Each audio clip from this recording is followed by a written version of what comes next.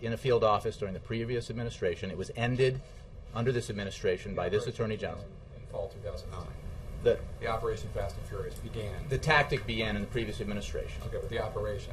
You keep saying. Okay, but the tactic began in the previous administration, and it was ended under this one when this Attorney General discovered it and believed it was a flawed tactic. He then referred it to an Inspector General. The documents that the President is asserting executive privilege and not disclosing, you don't know, or you're not going to say whether any of them are to or from anybody in the White House? Yeah, I'm not going to characterize documents related to this, except to say that on the specific matter of White House, or anybody in the White House, and this referred, I think, and you know, I mean, if you cover this, and I know some folks here have, you know, because these documents were provided and are out there and were provided back in the fall, that relate to anybody in the White House knowing about the so-called Fast and Furious operation. Okay, but I think any document related to the White House, anybody at the White House knowing about the Fast and Furious operation was provided, at the time, was provided back in the fall.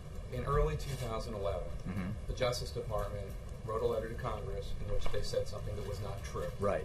Right? They said that ATF had nothing to do with guns going over into Mexico. That wasn't true, and it took them until December 2011 to take that back.